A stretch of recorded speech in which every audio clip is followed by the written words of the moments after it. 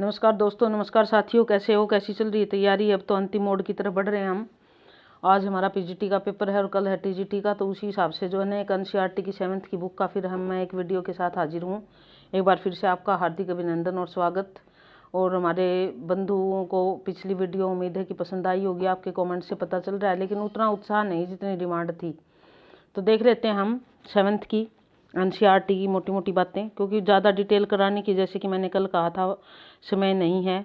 देखते रहिए, लाइक करें, शेयर करें, अपने दोस्त मित्र बंधुओं को अवश्य भेजें ताकि उनको भी फ़ायदा हो जाए।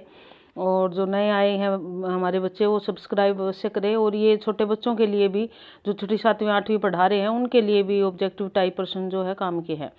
पहला प्रश्न है हमारा, पहली कविता हमारी, हम पंछी उन्मुक्त गगन के। कविता की लाइनें शिवमंगल सिंह सुमन की। पक्षियों के बारे में बताया है कि हमें खुला आकाश ही अच्छा लगता है, हमें बंधन अच्छा नहीं लगता, भले ही सोने के पिंजरे में डालो हमें वो भी अच्छा नहीं लगता। इसी तरह कहती है कि वो सोने की कहता है, उसमें रखी मैदा की कटोरी से तो हमें कटुक निबोली अच्छी लगती है, क्योंकि उनसे टकरा टकरा कर हमारे पंख टूट जाएंगे। वो खुले में रहना चाहते, क्षितिज को सुनना चाहते। कुछ इस प्रकार का सार है कविता का। तो देख लेते हैं क्या है। हम पंछी उन्मुक्त गगन के कविता में के कवि का क्या नाम है? ये तो ऊपर आ ही गया। हमारा कविता के कवि का नाम जो है वो शिवमंगल सिंह सुमन है, बी ऑप्शन। हम पंछी उन्मुक्त गगन के कविता में पंछी को किस गगन का बताया गया है? उन्मुक्त मतलब खुले गगन का, नीले। उन्मुक्त गगन के, उन्मुक्त बताया है, ए ऑप्शन रहेगा इसका, ए। उसके बाद अगला देख लीजिए, तीसरा प्रश्न क्या कहता है। कवि के अनुसार पक्षी किस दशा में नहीं गा पाएंगे? कवि कहता है यदि पक्षियों को पिंजरे में बंद कर दिया जाए तो वो अपना गान भूल जाएंगे, पिंजरबद्ध ना रह पाएंगे। यानी कि पिंजरे में बंद होकर, उसकी पिंजरबद्ध होकर वो कभी भी नहीं गा पाएंगे। तो ये सी ऑप्शन रहेगा। पक्षी के पिंजरे की तीलियां किस धातु से बनी हुई है? कनक तीलियों से टकराकर पुलकित पंख टूट जाएंगे, ये पंक्ति है। तो किससे बनी हुई है? कनकमन सोना, सोने के उससे बनी हुई है, धातु से। पक्षी कैसा जल पीने वाले हैं? पक्षी कहते हैं हम तो कि झरनों का बहता जल पीने वाले हैं, हमें ये चांदी की कटोरी में जल अच्छा, सोने की कटोरी में जल अच्छा नहीं लगता। तो बहता जल पीने वाले हैं, वो बी ऑप्शन आएगा। उसके बाद अगला देख लीजिए, छठा, कवि ने कटुक निबोरी को किससे भली बताया है? अभी थोड़ी देर पहले बात की थी। कनक कटोरी के अन्न से, कनक कटोरी के मैदा से, मैदा बता कहते हैं मैदा से अभिप्राय अन्न से है। तो कनक कटोरी यानी कि सोने की कटोरी में यदि उसे अन्न खाने को मिलेगा, उससे भी अच्छी वो किसको मानते हैं? कड़वी निबोली को। बंदी बना पक्षी किसके सपने देखता है? वो कहता है कि कब ऐसा होगा जब मैं पेड़ की फुनगी पर बैठ के झूला झूलूंगा। तो वो वृक्ष की यानी कि तरुगी फुनगी पर झूला झूलने की कल्पना करता है वो। पक्षी के कैसे अरमान थे? पक्षी के अरमान थे कि वो नीले आकाश में उड़े और सीमा पार करने के लिए होड़ा होड़ी लगाता रहे। तो नीले नभ की सीमा पाने के लिए, उसकी सीमा को नापने के लिए वो उड़ता रहे, वो होड़ लगाता रहे, ये उसकी कामना थी। अगला प्रश्न देख लीजिए। अरमान शब्द का अर्थ क्या है? अरमान का मतलब क्या है? अरमान का मतलब इच्छा ही होता है, कामना होता है, इच्छा होता है। तो सी ऑप्शन रहेगा, ये हमारे अरमान थे, यानी कि ये इच्छा थी। कहता है कि ये अरमान थे कि एक दूसरे से होड़ा होड़ी करते, जो ना उड़ते, और फिर या तो क्षितिज मिलन बन जाता है या तंती सांसों की डोरी, कुछ इस प्रकार है। अगला है, श्रृंखला का क्या अर्थ है? श्रृंखला का मतलब जंजीरें होता है, और यहाँ भी जंजीरें ही है। श्रृंखला का मतलब, पक्षी अपनी चोंच में कौन से दाने चुग कर लाना चाहते हैं? अनार के दाने चुग कर लाना चाहते हैं, वो सी ऑप्शन आएगा। होड़ा होड़ी का होना क्या अभिप्राय है? मुकाबला होना या प्रतिस्पर्धा होना, ये होड़ा होड़ी आ जाएगा। उसके बाद क्षितिज किसे कहते हैं? जहाँ धरती और आकाश मिलते हुए प्रतीत होते हैं, यानी कि ऐसे लगता है जैसे धरती और आकाश मिल रहे हैं, उसको क्षितिज कहते हैं। उसके बाद अगला प्रश्न है कि पक्षी मनुष्य को किस में विघ्न न डालने के लिए कहते हैं? वो कहता है कि तुम हमारी आज़ादी में या हमारी उड़ान में विघ्न मत डालो। पक्षी उन्मुक्त रहकर कौन सी इच्छा पूरी करना चाहते हैं? वे खुले आकाश में उड़ने की इच्छा को पूरा करना चाहते हैं। कौन सी इच्छा पूरी करना चाहते हैं? खुले आकाश में उड़ने की इच्छा को पूरा करना चाहते हैं। आगे देखिए, अगला क्या है हमारा? अगला पाठ है दूसरा, शिव प्रसाद सिंह का है दूसरा पाठ है, और पाठ का नाम है दादी माँ। दादी माँ कौन सी? दादी जो हमारे घरों में होती है उन्हीं दादी माँ की बात है। यहाँ दादी माँ का एक विशेष महत्व होता है बच्चों के लिए, ये भी उसी प्रकार का लेख है एक। दादी माँ शीर्षक कहानी है और उस कहानी के लेखक का नाम है शिव प्रसाद सिंह, ये आ जाएगा। लेखक की कौन सी कमजोरी का वर्णन किया गया है? थोड़ी सी कठिनाई में घबराने की उसकी कमजोरी, थोड़ी सी मुसीबत आ जाती थी उसको बहुत बड़ा समझ लेते थे और उसमें घबरा जाते थे, उसी का जिक्र है यहाँ पे। लेखक ने किसकी याद में धुंधली छाया बताया है? किसकी याद को धुंधली छाया बताया है उन्होंने? लेखक ने अपने दादी माँ की याद को, जो उनकी दादी माँ थी याद, उनकी याद को उन्होंने धुंधली धुंधली छाया बताया है। लेखक ने किस मास में गांव के तालाबों में पानी से भरे होने की बात कही है? अब क्वार का मास जो होता है, क्वार का मास से अभिप्राय होता है आषाढ़, सावन भादवा, आसोज का महीना। कुंवार का महीना होता है अश्विन, जिसको बोलते हैं हम देसी भाषा में आसोज, और वैसे अश्विन का महीना होता है, क्योंकि वर्षा ऋतु गई हुई होती है और उसमें फिर सारे अश्विन के महीने में सारे तालाब पानी से भरे रहते हैं। लेखक द्वारा बताए गए आषाढ़ मास में मिलने वाले फलों में से किसी एक फल का नाम बताइए। अब वर्षा ऋतु में कौन कौन से फल होते हैं? यहाँ पे जितने फल दिए गए हैं उसमें से जामुन का जो है वो वर्षा ऋतु में होता है। लेखक ने अगहन भारत मास में खाने की कौन सी वस्तु का नाम बताया है? अब वो कहता है कि यहाँ पे चिवड़ा जो है वो अगहन मास में खाना चाहिए, बी चिवड़ा आएगा यहाँ पे, ठीक है। उसके बाद अगला देख लीजिए, चैत मास में गुड़ के साथ खाई जाने वाली वस्तु का नाम बताइए। चैत के महीने में गुड़ के साथ लाई खाने की बात की गई है उन्होंने, वो कहते हैं गुड़ के साथ लाई खाई जाती है चैत के महीने में। लेखक ने दादी माँ के सफ़ेद बालों की तुलना किससे की है? उनने सन जो होता है ना, सन निकालते हैं, पहले उसको काटते हैं, फिर पानी में डुबो देते हैं और फिर उनको निकालते हैं, तो वो उस सफ़ेद सफ़ेद निकलता है अंदर से। तो दादी माँ के जो बाल है वो भी उस जैसे, उनमें शाइनिंग सी भी होती है, उससे तुलना की है। दादी माँ बुखार होने का अनुमान कैसे लगाती थी? वो हाथ लगा के गर्दन पे या शरीर पे हाथ लगा के ही बता लेती थी कि इसको बुखार है, शरीर को छूकर। दादी माँ के अनुसार बीमार को किस दाल की खिचड़ी खानी चाहिए?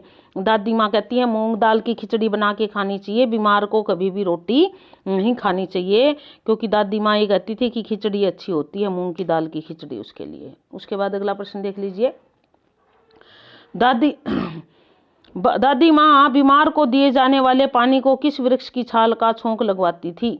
पीपल की छाल का छोंक लगवाती थी। वो मानती थी कि पीपल की छोंक लगाने से अभिप्राय उसमें अच्छे से जो ना उबालने से है, तो वो ताकि ना वो पानी अच्छा हो जाए और उसकी बीमारी जल्दी चली जाएगी। बीमारी के समय दादी माँ सबसे अधिक किस बात का ध्यान रखती थी? सफाई का विशेष ध्यान रखती थी दादी माँ, अपने आसपास और जो भी पेशेंट होता था उसकी सफाई और उसके कमरे की, घर की सफाई, सारी सफाई का ध्यान रखती थी और खाने पीने की विशेष ध्यान रखती थी। लेखक के बड़े भाई का क्या नाम था? लेखक के बड़े भाई का नाम किशन था, बी ऑप्शन रहेगा यहाँ पे इसका। उसके बाद अगला देख लीजिए, अगला क्या है, दादी माँ से रुपए उधार मांगने कौन आई थी? अब वहाँ पे रामी की चाची थी जो उधार मांगने आई थी। तो दादी माँ थोड़ी सी स्वभाव से वैसे कठोर थी, लेकिन बाद में वो सहायता भी कर देती थी। तो उन्होंने एक बार तो रामी की चाची को मना कर दिया था कि मैं नहीं दूंगी, और बाद में फिर उसकी लड़की की शादी में वो सहायता करके आई उसकी। फूल यहाँ पूतो फलो दूधो नहाओ का आशीर्वाद कौन दे रहा था? दादी माँ लेखक की पत्नी को दे रही थी या रामी की चाची दादी माँ को दे रही थी? क्यों दे रही थी रामी की चाची? वो उधार मांगने आई थी, तो एक बार तो दादी माँ ने मना कर दिया था, बाद में दादी माँ ने उसको उसकी लड़की की शादी करवाने में काफ़ी सहयोग दिया, तो इसलिए वह उसको यह आशीर्वाद दे रही थी। लेखक के ममेरे भाई का क्या नाम था? लेखक के ममेरे भाई का नाम राघव था, बी ऑप्शन रहेगा इसका। लेखक किशन की बारात में क्यों नहीं गया था? लेखक किशन कौन था? अभी हमने बात की थी, किशन था लेखक का बड़ा भाई। लेखक उसकी बारात में नहीं जा पाया था, उसके कारण था उसकी बीमारी, जिसके कारण वह बारात में नहीं जा पाया था, यानी कि बीमारी के कारण। तो देखिए ये था हमारा पहला पाठ। उम्मीद है कि आपको पसंद आया होगा। अब दूसरा पाठ, और अब तीसरे पाठ की तरफ बढ़ते हैं, हिमालय की बेटियां। नागार्जुन का पाठ है। नागार्जुन के पाठ बहुत ही स्पर्श करने वाले होते हैं और वास्तविकता के धरातल पर होते हैं। नदियों का जिक्र उन्होंने अपनी बहुत सारी रचनाओं में किया है, कोशिका घटवार जैसी रचनाएं जैसे उनकी, क्योंकि वहाँ के बाढ़ बूढ़ का भी जिक्र उन्होंने खूब किया है। लेकिन वो नदियों को हिमालय की बेटियां कहता है लेखक हमारा यहाँ पे। और क्यों कहता है? वो कहता है जिस प्रकार छोटी छोटी अवस्था में पिता के घर से लड़कियां निकलती है और बाद में वो परिपक्व हो जाती है, यानी कि जब वो घर से चलती है तब तो वो इतनी प्रौढ़ नहीं होती, और जब वो अपने रास्ता खुद तय करती है यानी कि ससुराल में जाती है तो प्रौढ़। नदियों की स्थिति भी ऐसी है, जब वो हिमालय की गोदी से उछलती कूदती निकलती है, जब वो इतनी परिपक्व नहीं होती, छोटी होती है, और बाद में वो किस प्रकार बड़ी समझदार लड़की की तरह बड़ी बन जाती है। तो इसलिए हिमालय की बेटियां मानना है नदियों को। हिमालय की बेटियां पाठ के लेखक कौन है? नागार्जुन है, बी ऑप्शन हमारा नागार्जुन। बेटियों के प्रति लेखक के मन में कैसा भाव है? अब बेटियों को लेकर लेखक क्या मानता है? बेटियां नहीं, सॉरी, नदियां। नदियों के प्रति लेखक के मन में कैसा भाव है? श्रद्धा का भाव है। लेखक जो है वो नदियों को एक श्रद्धा रूप में देखता है। लेखक ने नदियों की धारा की तुलना किससे की है? वह कहते हैं लेखक ने नदियों की धारा की तुलना गोदी से की है। जिस प्रकार गोदी होती है उसमें आनंद मिलता है, इस प्रकार इन नदियों की धाराओं में भी वही आनंद की अनुभूति होती है। नदियां कहाँ पहुंचकर विशाल हो जाती है? जब पर्वतों से निकलकर मैदानों में आ जाती है तो फैल जाती है और उस विशाल रूप धारण कर लेती है। उसके बाद अगला प्रश्न है हमारा, कहाँ जाकर नदियों का उछलता कूदता रूप गायब हो जाता है? बेटियों से तुलना क्यों गई है? समझ आई होगी बात, क्योंकि उछलता कूदता रूप जब उनका हो जाता तो यानी कि जब लड़की भी अपने पिता के घर में तो खूब उछलती कूदती रहती है, लेकिन जब वो ससुराल जाती है तो क्या हो जाती है? वो समझदार बन जाती है। इसी प्रकार वो कहता है कि जब मैदानों में नदियां उतर जाती है, जब ये फैल जाती है तो इनका उछलता कूदता रूप गायब हो जाता है और इनमें एक विशेष गंभीरता आ जाती है। निकेतन का क्या अर्थ है? निकेतन से अभिप्राय घर से होता है, घर को निकेतन कहते हैं। उसके बाद अगला देखिए, पर्यायवाची में भी निकेतन घर का आता है, आपने देखा होगा। किसका प्रेम पाकर भी नदियों का हृदय अतृप्त है? अब वो हिमालय का प्रेम पाकर भी वो अतृप्त होती है, इसीलिए वो अपने घर से प्रेम की तलाश में मैदानों में निकल जाती है और अंततः समुद्र में मिल जाती है। इसी कारण समुद्र को हिमालय का दामाद कहा है लेखक ने। तो यानी कि हिमालय का प्रेम पाकर भी उनका मन हृदय अतृप्त है। आप नदियों का लक्ष्य किसे मानते हैं? नदियों का लक्ष्य सागर है। नदियां सागर में ही जाता चाहती है, सागर में ही मिलना चाहती है। उसके बाद है उपत्यकाएं का क्या अर्थ है? बहुत इंपॉर्टेंट प्रश्न है 9वां। उपत्यकाएं क्या होती है? चोटियां, ऊंची ऊंची चोटियां जो होती हैं उनको उपत्यकाएं बोलते हैं। ए ऑप्शन रहेगा इसका। लेखक ने इस पाठ में सौभाग्यशाली किसे बताया है? वो सौभाग्यशाली सागर को बताते हैं कि हिमालय की गोदी से तो वो नदियां निकली, लेकिन वो उछलती कूदती और बड़ी परिपक्व होती हुई सागर में आकर मिल गई, तो इसलिए भाग्यशाली कौन है? सागर है। उसके बाद अगला प्रश्न देख लीजिए, सॉरी 11वां। लेखक ने बूढ़ा किसे कहा है? बूढ़ा तो उन्होंने हिमालय को ही कहा है, क्योंकि इतनी सारी उनकी बेटियां वहां से निकलती है और समुद्र में चली जाती है, तो यहाँ हिमालय को उन्होंने बूढ़ा कहा है। लेखक ने हिमालय की बेटियां किसे पुकारा है? नदियों को पुकारा है। हिमालय की बेटियां नदियां हैं। हिमालय को किसका ससुर कहा है? सागर का ससुर है, क्योंकि यदि सागर हिमालय का दामाद है तो ससुर तो अपने आप बन गए। पर्वतराज की बेटियों का हाथ किसने पकड़ा है? पर्वतराज की बेटियों का हाथ किसने पकड़ा? सागर ने। जब नदियां सागर में जाके विलीन हो गई तो सागर ने उसका हाथ पकड़ा। कालिदास किस भाषा के कवि थे? संस्कृत भाषा के कवि थे। संस्कृत में कालिदास के काफी सारे काव्य संग्रह है, जो मेघदूतम, कुमार संभव, शाकुंतलम, अभिज्ञान शाकुंतलम, इनका अक्सर हम जिक्र करते हैं। नदियों को लोक माता किसने कहा है? अब देखिए, अभी तो हमारे लेखक ने तो कहा है नदियों को क्या? हिमालय की बेटियां, लेकिन लेखक कहता है कि नदियों को लोक माता भी कहा है। काका कालेलकर जो है बहुत बड़े कवि थे, हास्य कवि थे, तो इन्होंने नदियों को क्या कहा है? लोक माता कहा है, काका कालेलकर। ठीक है, तो ये था हमारा पाठ नदियां, हिमालय की बेटियां। चौथा पाठ हमारा कठपुतली, भवानी प्रसाद मिश्र की ये कविता है। भवानी प्रसाद मिश्र को हमने 11th क्लास में भी कर लिया था। इनकी घर की याद जो पिता के नाम से है, तो इस प्रकार भवानी प्रसाद मिश्र को हमने वहाँ किया है। अगर ज़्यादा डिटेल देखनी है तो उसको देखें आप, NCERT 11वीं 12वीं की। कठपुतली कविता के लेखक का नाम क्या है? लेखक तो है ही हमारे भवानी प्रसाद, जिनका अभी अभी जिक्र किया है हमने। दूसरा प्रश्न देख लेते हैं, क्या है? कौन गुस्से से उबल कर बोला? अब यहाँ पर जो न कठपुतलियों को नचाते हैं तो कठपुतलियों को भी गुस्सा आया और वो उबल कर बोली कि हम अपने पैर पर खड़ा होना चाहती है। पहले एक कठपुतली बोली, फिर उसकी देखा देखी दूसरी बोली, और इस प्रकार कह के सारी कठपुतलियां अपने आप को स्वतंत्र करना चाहती है। फिर पहली कठपुतली को चिंता भी हो जाती है कि अगर हम स्वतंत्र होगी तो कैसे संभाल पाएंगे सबको। इस प्रकार की एक छोटी सी कविता बच्चों के उसकी स्तर की। कौन गुस्से से उबल कर बोला? कठपुतली गुस्से से उबल कर बोली। कठपुतलियां किससे बंधी हुई है? धागों से बंधी हुई है, वो धागे ही नचाते कठपुतलियों को। पांव पर छोड़ना का क्या अर्थ है? पाँव पर छोड़ना मतलब स्वतंत्र कर देना, यानी कि उसको बिल्कुल अपने दम पे खड़ा करने के लिए छोड़ देना, तो स्वतंत्र होना है। पाँव पर खड़े होने का अभिप्राय क्या है, जैसे कई बार आपने देखा होगा कि कई बार बच्चे भी कहते हैं पाँव पे खड़े हो जाए या अपने पैरों पे खड़ा हो जाए, फिर ये काम करे वो करे, तो यानी कि स्वतंत्र होना, इंडिपेंडेंट होना, अपने लायक हो जाना। उसके बाद है, उन्होंने मन के छंद नहीं हुए थे, किन के मन के छंद नहीं हुए थे, कठपुतलियों के मन के नहीं हुए थे, क्योंकि उनको तो उनका जो मालिक होता था वो जिस तरह नचाना चाहता था उसी तरह नाचती थी। तो किन के मन के छंद नहीं हुए थे, कठपुतलियों के नहीं हुए थे। अंत में प्रथम कठपुतली क्या सोचती है कि कैसी इच्छा मन में जगी, वो कहती है मैं स्वतंत्र होने की वो इच्छा तो कर लेती है, उसको देखा देखी और भी कर लेते हैं, लेकिन अंततः वो सोचती है मेरे मन में एक ऐसी इच्छा जगी, कैसे हम अपने आप को संभाल पाएंगे अगर हमें स्वतंत्र छोड़ दिया गया तो। उसके बाद कठपुतलियों को किससे नचाया जाता है, धागे उनके बांध के उंगलियों पे धागे बांधता है जो नचाता है, और पर्दे के सामने कठपुतलियां नाचती है और पर्दे के पीछे से वो उनको नचाता है, तो धागों से नचाता है, भी ऑप्शन रहेगा। उसके बाद अगला देख लीजिए प्रश्न हमारा मिठाई वाला, अगला प्रश्न बहुत ही अच्छा सा प्रश्न है, ना सॉरी पाठ है मिठाई वाला 5वां। और इस पाठ मिठाई वाले में क्या होता है, भगवती प्रसाद वाजपेयी इसके लेखक है, और एक व्यक्ति होता है जिसका अपना परिवार घर किसी कारण से उनसे छूट जाता है, उनकी मृत्यु हो जाती है उनके बच्चों की किसी एक्सीडेंट में, और फिर वो दूसरे बच्चों में अपने बच्चे खोजने लगता है। बहुत अच्छा खासा बिजनेस है, लेकिन उसके बाद भी कभी मिठाई बेचने आता, कभी बांसुरी बेचने आता, कभी खिलौने बेचने आता, कुछ बेचने आता है, क्योंकि वो किसी न किसी रूप में बच्चों का सानिध्य पाना चाहता है। और एक महिला होती है जो उसको पहचान लेती है, और ये मिठाई बेचने वाला है, यही तो बांसुरी बेचने के लिए आया था और ये खिलौने बेचने के लिए बार बार यही आता है। तो एक दिन वो उससे पूछती है, तो वो बताता है कि ऐसे ऐसे मेरा ये बेचने का मकसद सिर्फ यही है कि मैं अपने बच्चों को इन बच्चों में ढूंढता हूँ और मुझे खुशी मिलती है। तो इस प्रकार ये मिठाई वाला पाठ है। मिठाई वाला नामक कहानी के लेखक का नाम भगवती प्रसाद वाजपेयी है, तो ये ऑप्शन रहेगा इसका।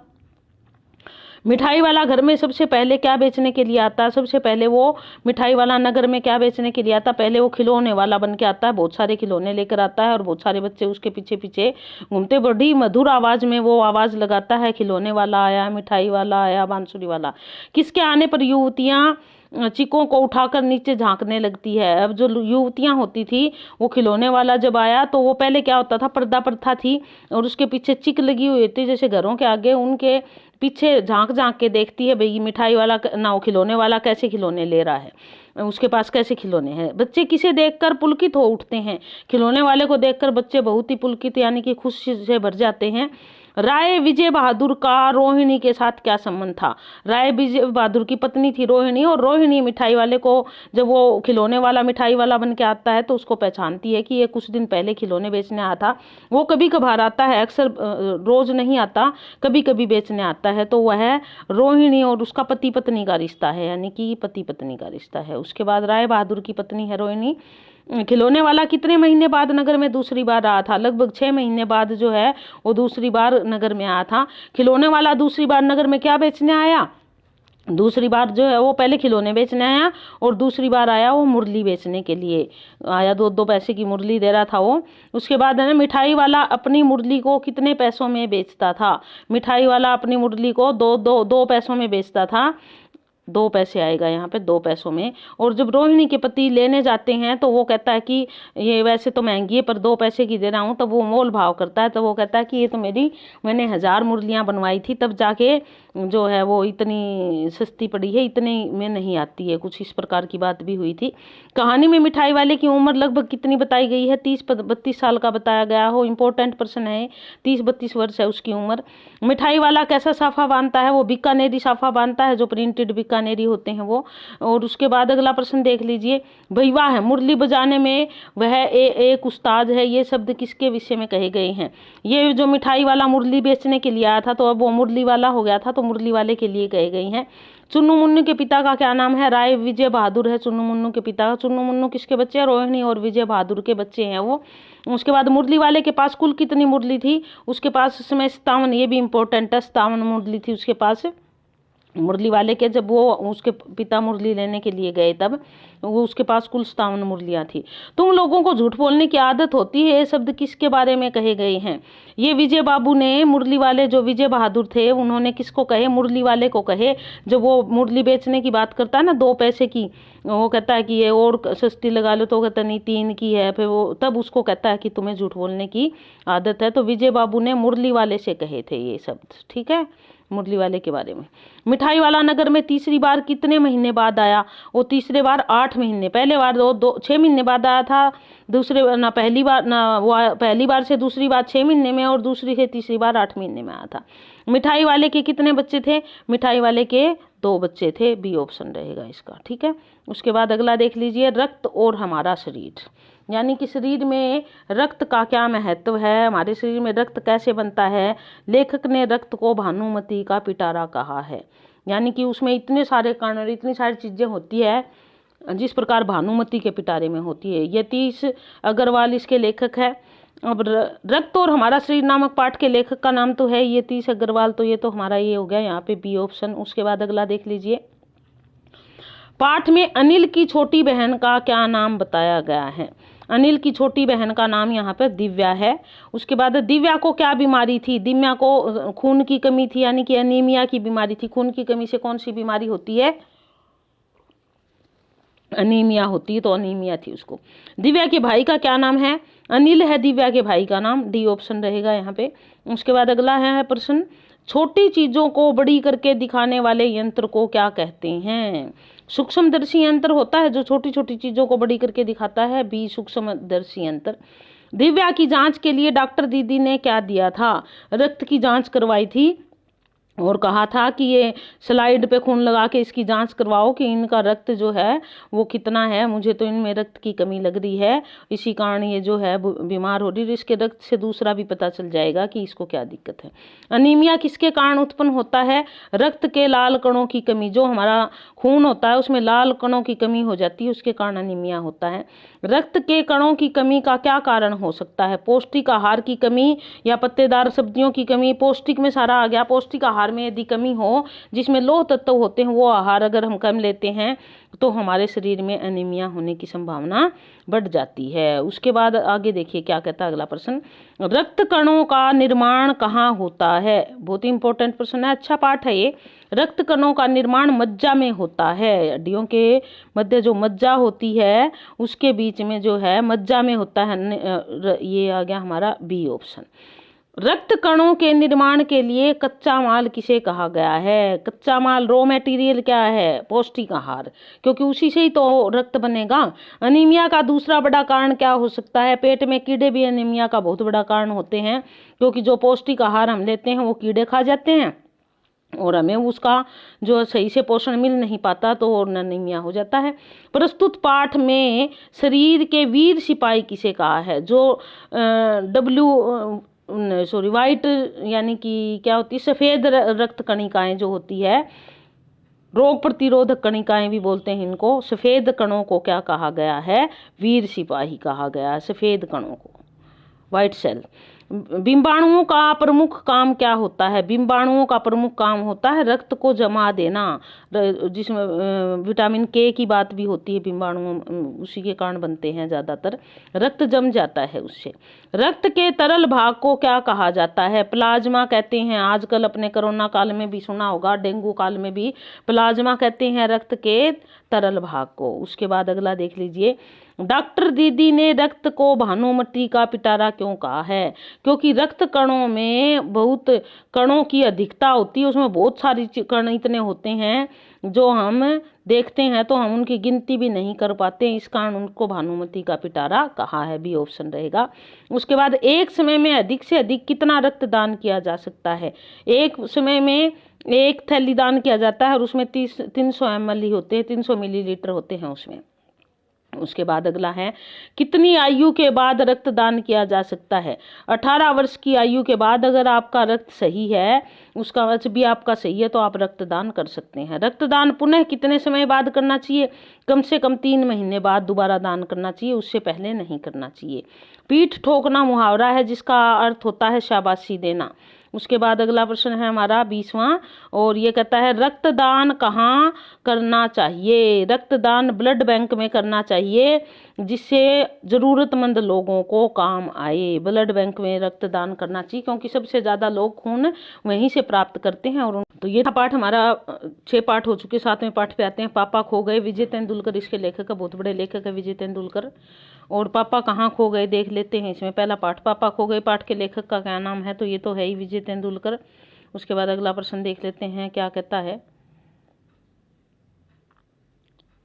दूसरा, यह नाटक मूलतः किस भाषा में लिखा गया। मूल रूप से नाटक मराठी भाषा में लिखा गया था। विजय तेंदुलकर जो है वो मराठी लेखक है, तो ये भी मराठी भाषा में लिखा गया।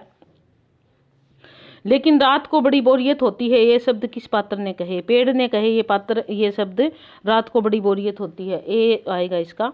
कौन सी घटना को याद करके पेड़ कांपने लगता है। बिजली गिरने की घटना को याद करके पेड़ कांपने लगता है, क्योंकि बिजली गिरने से पेड़ पे बिजली गिरी तो पेड़ क्या हो गया था, टूट गया था, और वो याद करके उसको कंपन हो जाता है। उसके बाद अगला देखिए, नाटक में किस पात्र की तबीयत लोहे की बताई गई है। खंबे की तबीयत लोहे की, क्योंकि खंबा तो है ही लोहे का, तो वो पेड़ के पास खड़ा हुआ खंबा, और उसकी तबीयत लोहे की, खंबे की बताई गई है, लोहे की। किस घटना से खंबे का घमंड समाप्त हुआ।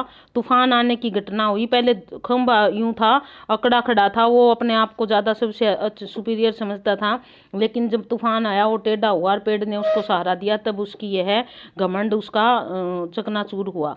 उसके बाद किस पात्र का नाम लाल ताऊ है। लाल ताऊ जो ना लेटर बॉक्स का है, लेटर बॉक्स लाल रंग का होता है जिसमें पत्र डालते हैं, उसका नाम है यहाँ पे लाल ताऊ। बहुत ही अच्छा सा नाटक है, बड़ा रोमांचकारी सा।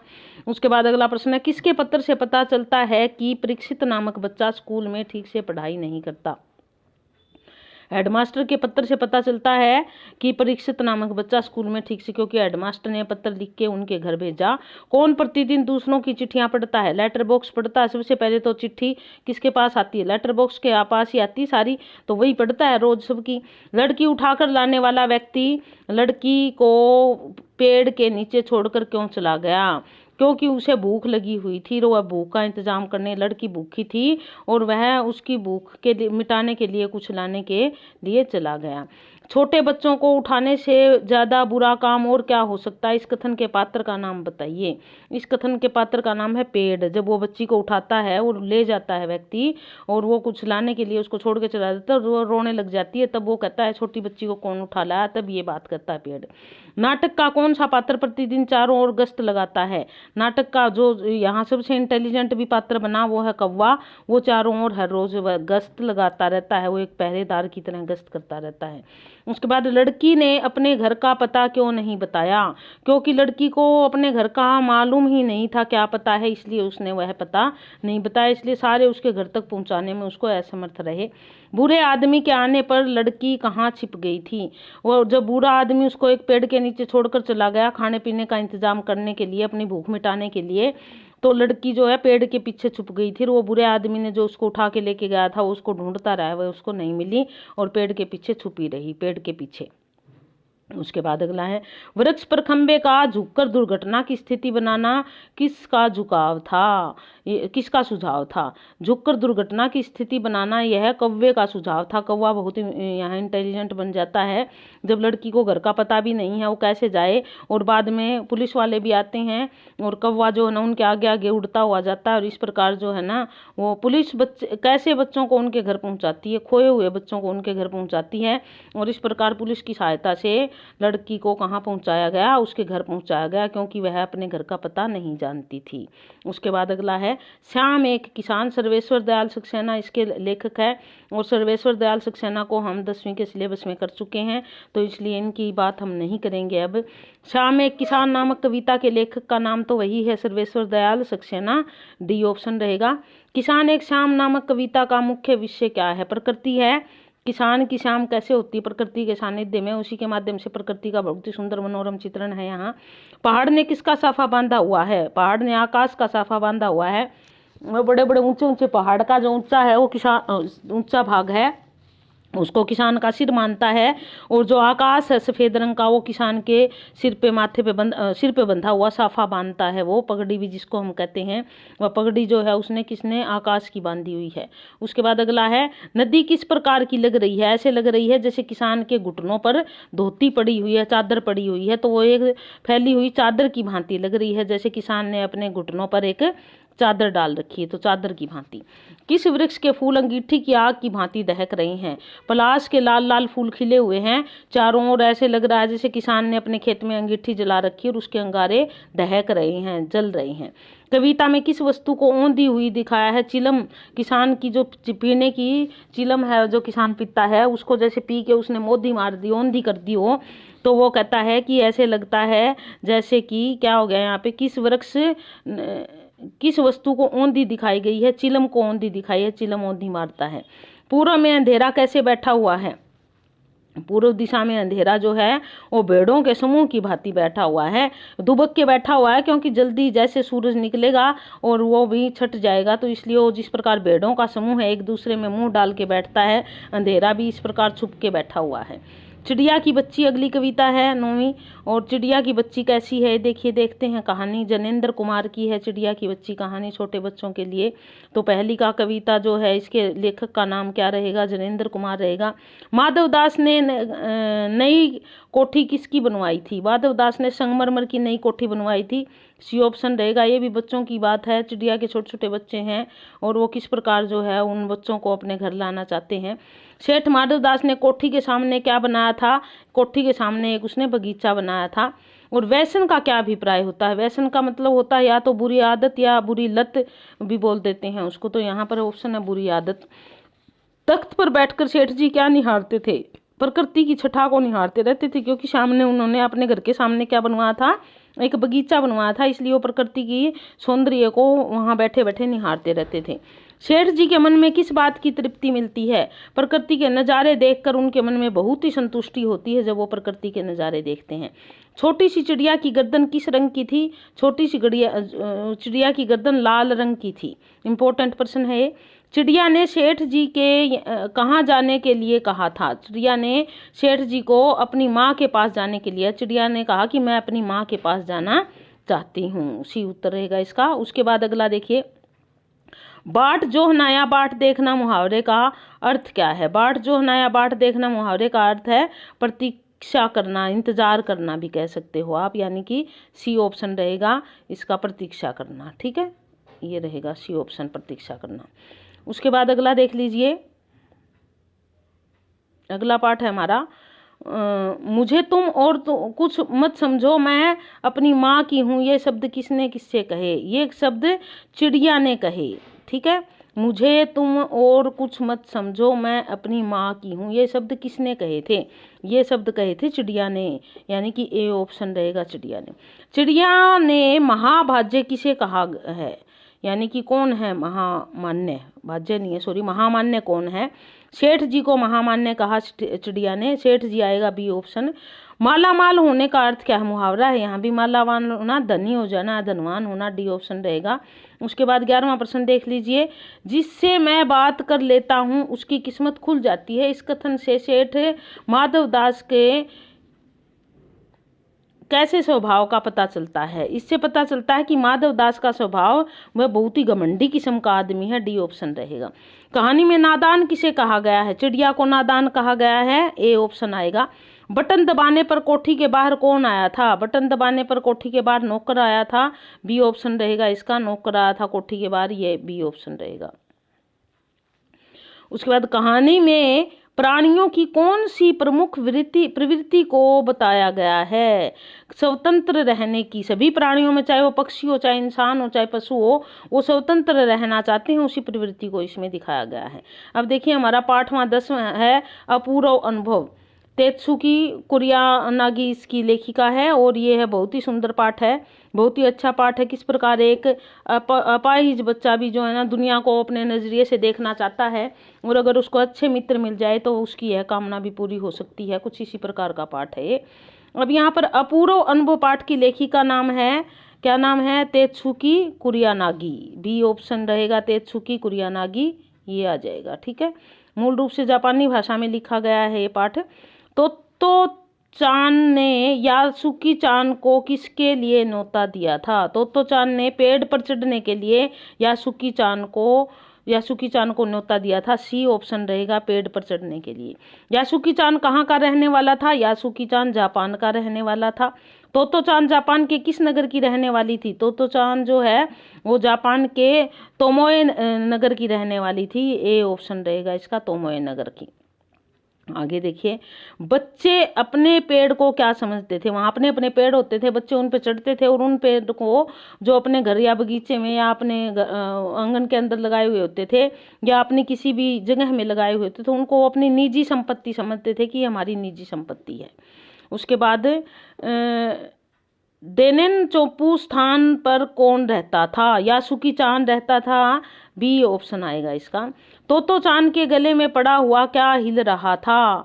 रेल पास था जो उसके गले में वो बार बार हिल रहा था, तो रेल का पास था जो उसके गले में पड़ा हुआ हिल रहा था। तोत्तो चान की उत्तेजना का क्या कारण था? इतनी उत्तेजित क्यों हो रही थी तोत्तो चान? वह परीक्षा में पास हो गई थी। वह यासुकी चान को पेड़ पर चढ़ाने वाली थी। हाँ, वह अपने अपंग मित्र को, जो पोलियो के कारण बचपन में ही अपाहिज हो गया था, उसको पेड़ पे चढ़ाने वाली थी, इसलिए वह बहुत अधिक उत्साहित हो रही थी। तोत्तो चान ने सीढ़ी कहाँ से प्राप्त की? चौकीदार के छप्पर से उन्होंने सीढ़ी को प्राप्त कर लिया और उसके माध्यम से वो पेड़ पर चढ़ना चाहा। यासुकी चान तोत्तो चान से कुल कितने वर्ष बड़ा था? वह 1 वर्ष बड़ा था। यासुकी चान तोत्तो चान से 1 वर्ष बड़ा था। उसके बाद तोत्तो चान की हार्दिक इच्छा क्या थी? यासुकी चान उसके घर पेड़ पर चढ़े और वहां से बैठकर वो सारी दुनिया देखे। तो ये आ जाएगा हमारा, यासुकी चान उसके पेड़ पर चढ़े। बी ऑप्शन रहेगा इसका। तोत्तो चान को गाल फुलाकर तरह तरह के चेहरे क्यों बनाने पड़े? क्योंकि वह यासुकी चान को हंसाने का प्रयास कर रही थी। जब तोत्तो चान उसको चढ़ा नहीं पाई थी, वह भी अपने प्रयास में असफल हो गया था, तो वह बहुत दुखी हो गया था, तो वह तरह तरह के चेहरे बनाकर यासुकी चान को हंसाना चाहती थी। दूसरी बार तोत्तो चान कैसी सीढ़ी लाई थी? दूसरी बार वो जो है ना तिपाई वाली सीढ़ी लाई थी, क्योंकि सिंगल सीढ़ी पे तो उससे चढ़ा नहीं जा रहा था, वह चाहकर भी ऊपर नहीं जा पा रहा था और उसमें बोझ इतना था कि वह उसको खींच नहीं सकती थी, इसलिए वह तिपाई वाली सीढ़ी लाई जिस पे आराम से चढ़ा जा सके। दोनों को धूप से कौन बचा रहा था? जैसे ही वह बैठे ऊपर धूप आई, तेज धूप थी, लेकिन ऐसे लगा जैसे एक बादल का टुकड़ा और उन पे छाया कर दिया उसने, तो एक बादल का टुकड़ा था जो उनको धूप से बचा रहा था। यासुकी चान ने पेड़ पर चढ़कर क्या देखा? उसने दुनिया की नई झलक देखी। उसने देखा कि वहां से तो एक अलग तरह की दुनिया दिखती है और वह बहुत रोमांचित हो गया और उसकी खुशी का ठिकाना न रहा। किसकी बहन अमेरिका में रहती है? यासुकी चान की बहन अमेरिका में रहती थी। यासुकी चान की बहन अमेरिका में रहती थी, जो अपाहिज था यासुकी चान। तो इस प्रकार ये अद्भुतपूर्व संपन्न जो है हमारा पाठ संपन्न हुआ। और अब आता है रहीम के दोहे। बहुत ही सुंदर है रहीम के दोहे, जैसे रहीमन पानी राखिए, बिन पानी सब सून, पानी गए ना उभरे, मोती मानुस चून। वह भी रहीम है, ये भी रहीम ही है। यहाँ भी दोहे हैं इनके। एक बार रहीम के बुक में उपलब्ध हो सके तो दोहे जरूर पढ़ लेना, क्योंकि क्या पता कई बार कोई लाइन पूछ के भी पूछ लिया जाता है। रहीम के दोहों का प्रमुख विषय क्या है? नीति है उनके दोहों का। नीति विषयक दोहे हैं रहीम के। अभी मैंने जो पानी वाला बोला वो भी रहीम का नीति परक ही दोहा है। पानी को बचा के रखने की बात करते हैं रहीम जी। उसके बाद दूसरा प्रश्न क्या कहता है? रहीम के अनुसार कैसे लोग सुख के समय सगे संबंधी बन जाते हैं? स्वार्थी लोग होते हैं, वो सुख के समय अपने बन जाते हैं और दुख के समय वो दूर भाग जाते हैं। विपत्ति किसकी कसौटी बताई गई है? विपत्ति जो है वो मित्रता की कसौटी, क्योंकि सच्चे मित्र होते हैं वो विपत्ति में ही कसौटी पर कसे जाते हैं। इससे पहले मैं आगे बढ़े एक और बात कहूंगी, जो हमारे नए भाई बंधु आए हैं वो सारे चैनल को सब्सक्राइब करें, बच्चे भी ध्यान दें, चैनल को सब्सक्राइब करें, शेयर करें, लाइक करें और देखते रहिए ध्यान से इसको। आपका कल टीजीटी का पेपर, उसमें आपका एक आधा प्रश्न भी आ जाता है, तो इसमें से कुछ प्रश्न अवश्य मिलेंगे आपको। बड़ी लाभदायक सिद्ध होगी आपके लिए वीडियो, तो देखिए और बेल आइकन दबाना मत भूलिए। चलिए आगे बढ़ते हैं। एक और चैनल की भी बात है, एक दूसरा चैनल भी हमने शुरू किया है और आप उसको भी देख सकते हैं। उसकी डिस्क्रिप्शन इसके नीचे मिल जाएगी आपको। उसमें भी थोड़ा हम हंसी मनोरंजन और अपने कुछ अनुभव भी साझा करूंगी मैं आपके साथ समय समय पर। तो देखिए अगला प्रश्न क्या कहता है? कवि के अनुसार कौन जाल में से बह जाता है? जाल से पानी बह जाता और मछली बची रहती है। कहता पानी मोह नहीं रखता, मछली का, तो पानी तो बह जाता है। मछलियाँ पानी का चाहे कितना भी मोह करे। मछली जल का मोह क्यों नहीं छोड़ती, क्योंकि वह जल से बहुत अधिक प्रेम करती है, छोड़ नहीं पाती इस कारण। समझदार लोग संपत्ति किसके लिए संचित करते हैं, पर हित हेतु। वो कहता है कि संपत्ति का संचयन तो सिर्फ दूसरों की भलाई के लिए करना चाहिए, ना तो अपने परिवार के लिए, ना अपने पुत्रों के लिए, किसी के लिए भी नहीं करना चाहिए, अपितु इसलिए संचयन करना चाहिए कि उससे भलाई के कार्य हो सके।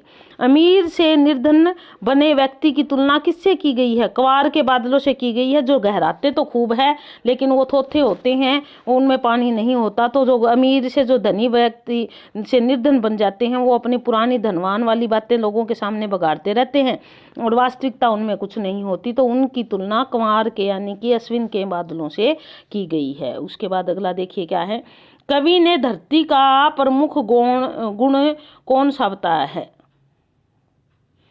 कौन सा गुण है,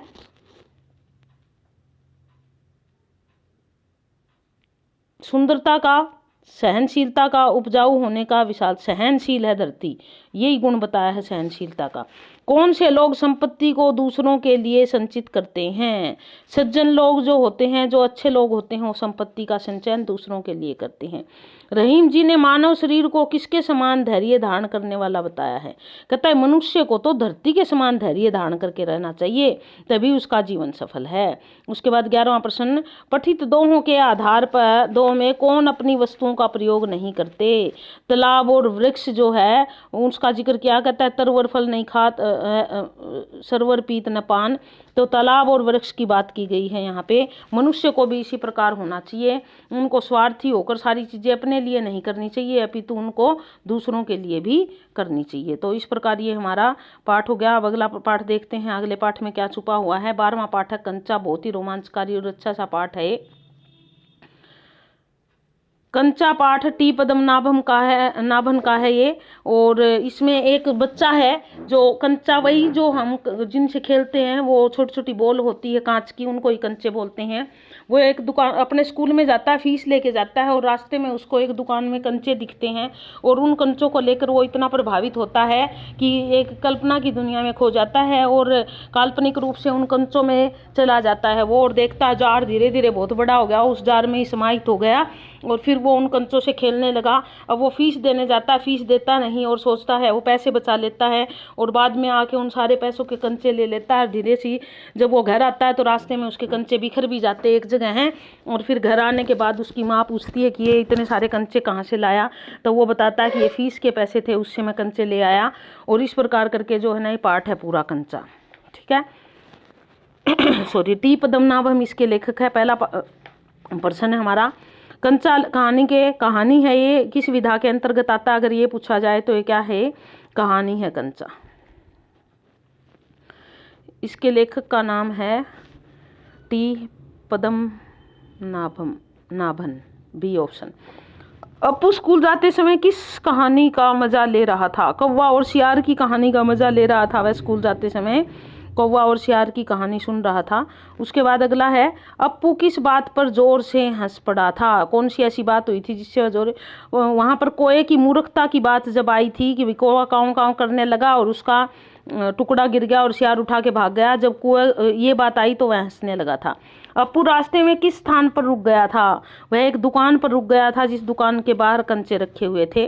अप्पू ने दुकान पर कौन सी नई एवं सुंदर वस्तु देखी थी, कंचों का भरा हुआ जार देखा था जो आज उसको पहली बार दिखाई दिया था और वह उसे बहुत अच्छा लगा था।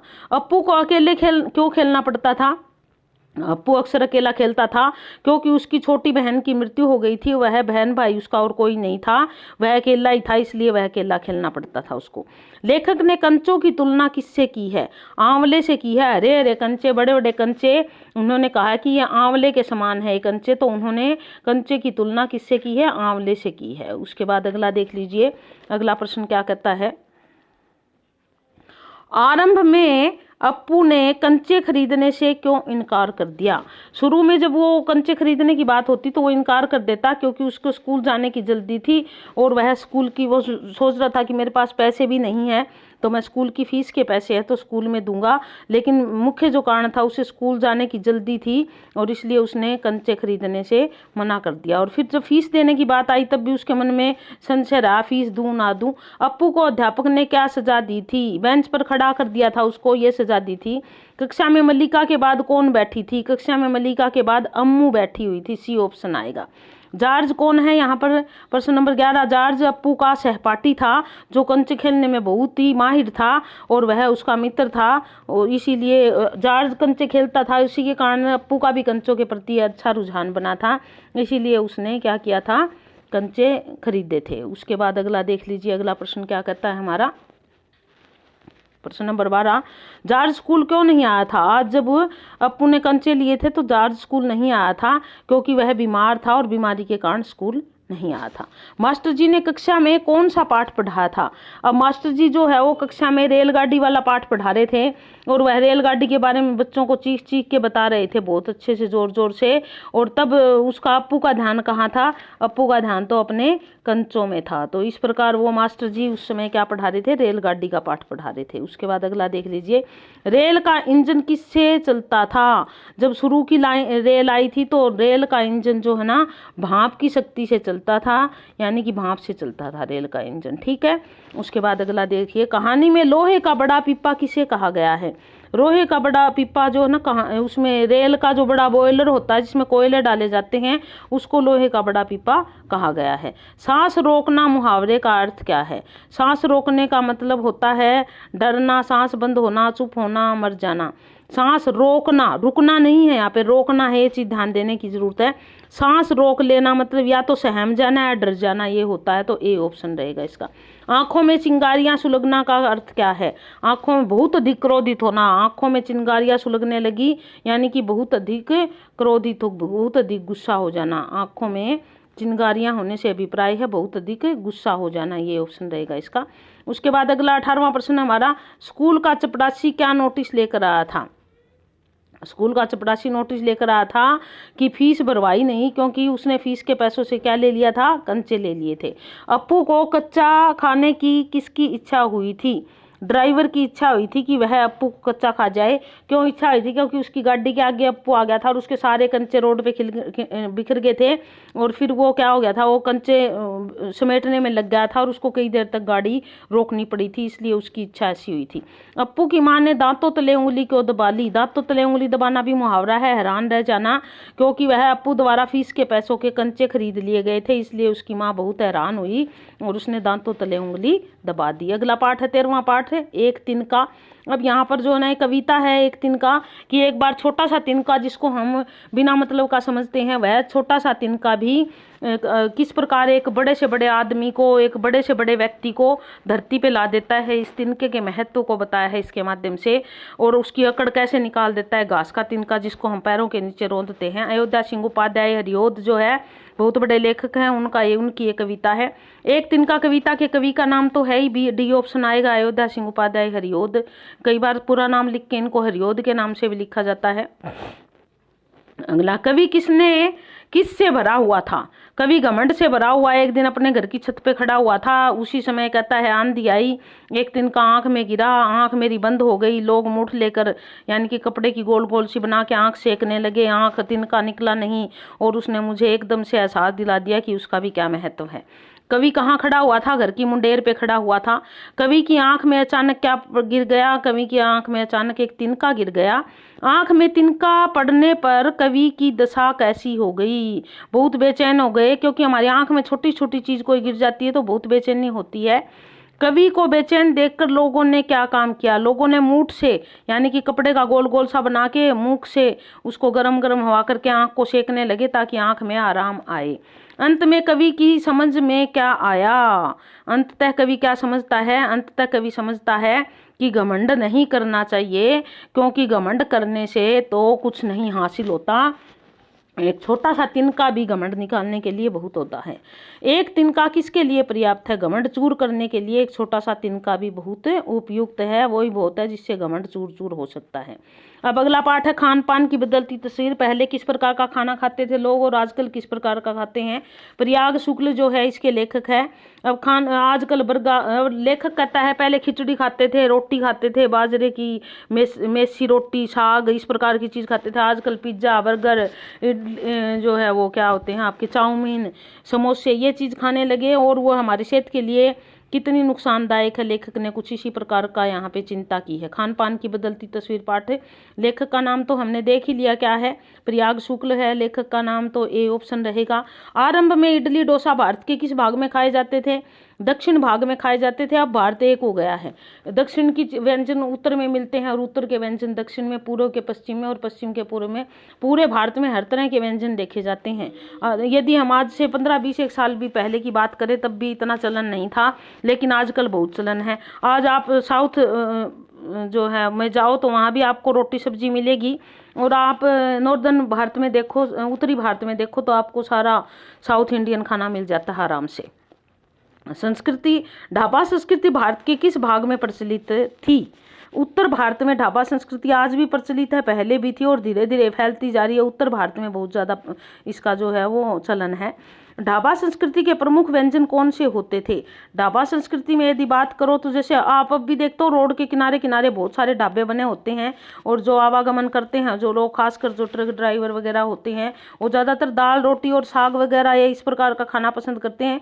आजकल उन ढाबों में सभी तरह की सब्जियां मिल जाएगी आपको, लेकिन दाल रोटी साग उनकी काफ़ी फेमस होती है। पंजाब में जाओ तो इन दिनों में साग और मक्की की रोटी खूब मिलेगी आपको ढाबों पे, तो इसका डी ऑप्शन रहेगा। फास्ट फूड से क्या अभिप्राय है। फास्ट मतलब जल्दी, फूड मतलब भोजन, जो भोजन जल्दी बन जाए यानी कि तुरंत बन जाने वाला भोजन फास्ट फूड कहलाता है। नूडल, बर्गर, चाउमीन आदि किस भोजन के व्यंजन है। सारे फास्ट फूड के हैं, क्योंकि जो एक बना हुआ होता है अपना मैदे का खमीर करके वो पाव या ब्रेड वगैरह रूसी से इसको फटाफट बना दिया जाता है, या फिर नूडल बनी हुई होती है, पानी में बॉयल करो उनको और फटाफट से बना दो तो जल्दी बनने वाले हैं। ढोकला, गाठिया किस प्रदेश के व्यंजन है। देखिए बेसन से बने हुए अधिकतर व्यंजनों की यदि हम, अधिकतर सारे नहीं कह रही मैं, अधिकतर व्यंजनों की यदि बात करें तो वो गुजरात से है, क्योंकि गुजरात के लोग अपने भोजन में बेसन और मिठे को बहुत अधिक शामिल करते हैं। तो ढोकला, गठिया, पापड़ा, फाफड़ा, ये सारे जो है वो गुजरात के व्यंजन हैं। खान पान की बदलती तस्वीर ने किसे अधिक प्रभावित किया है। युवकों को अधिक प्रभावित किया। जो आज की युवा पीढ़ी है वो इससे ज़्यादा प्रभावित हुई है, वो इन चीज़ों को खाना ज़्यादा पसंद करती है, परंपरागत खाने को पसंद कम करती है।